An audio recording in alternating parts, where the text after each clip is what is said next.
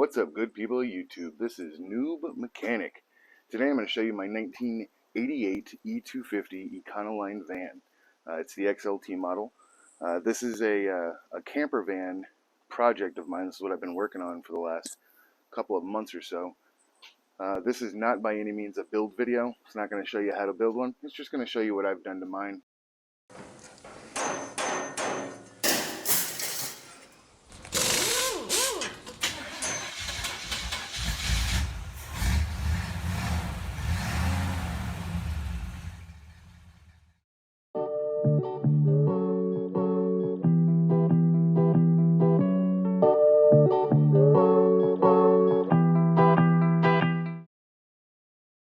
I picked this up online for 400 bucks.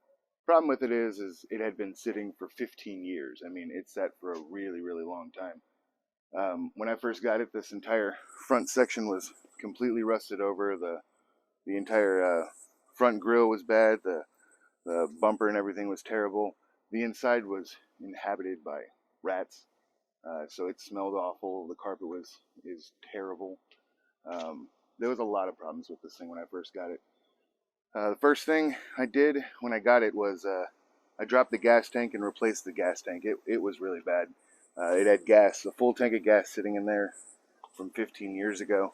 It has a 351 in here and a 3-speed automatic transmission. I had to replace all the fuel lines coming up, the fuel pump, and this is one of the ones that just has a single gas tank. It's not a dual gas tank. So I had to replace things under the hood like the MAF, the idle air control valve, small things like that. So this is what the engine bay looks like. I mean, I've already been through the entire thing, cleaned it up, painted all the various different pieces. This is the MAF that I needed to replace. The idle air intake is, or the idle air control valve is way up in there. That's been replaced. I redid the blower motor, recharged and converted the system to 134. So it definitely blows cold AC. Let's take you to the inside of this thing.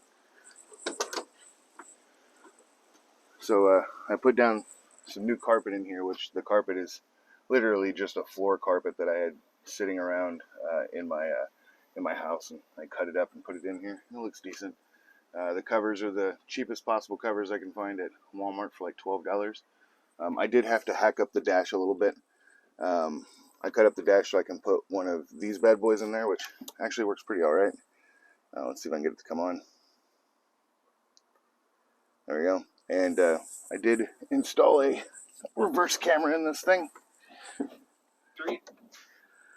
And so it does have a reverse camera that works pretty alright. The way you start it is a little funny. So I installed a momentary switch in here.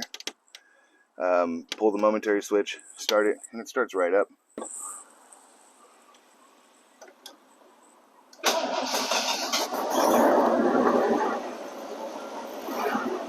So after replacing all the fuel related stuff and some of the electronics under there, I did have to put a new gasket on the throttle body.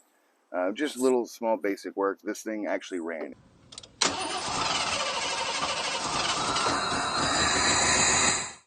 It seems to run actually pretty good.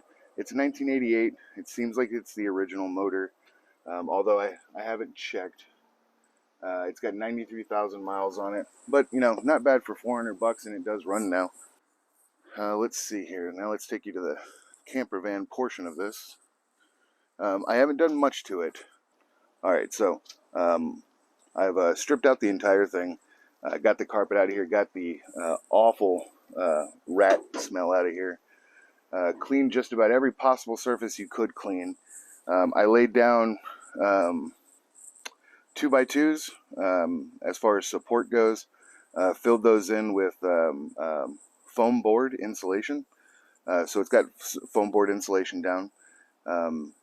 I was able to find this flooring on like Craigslist for super cheap. Somebody was selling 2 boxes of it for like 10 bucks for the pair.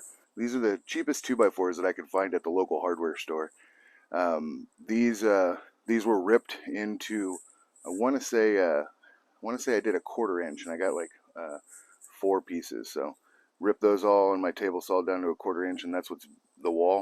Of course, these boxes are covering up the wheel wells. That's covering up the gas fill, and this is a little box that I built for the rear AC. So there is a rear AC in there. It does work. The ducts for it right there. I haven't really had a chance to put the speakers in, but the speakers are there and there. So it's not bad. It's unfortunately not a tall one, and I'm 6'4", so I'm not gonna be able to stand up in this thing. I did put LED headlights in this thing. These are just some cheap Jeep ones that I found online, but they're super bright and they actually work extremely well. I haven't gotten to take this thing out on the highway, but it seems to do pretty good. It doesn't overheat, it shifts, there's no knocking. It does have a bit of an exhaust leak, but I can get that taken care of. But this is the build. So all in all, with all the mechanical parts that I put in here to make it run properly, all the wiring, with the doubled-in radio that I put in here, all the fabrication, plus the cost of the van and getting it titled into my name, I'm only about $1,500 in total. But it's coming together, and this was really geared towards being a budget build, and I think it's actually come along pretty good for, you know, being only $1,500 in.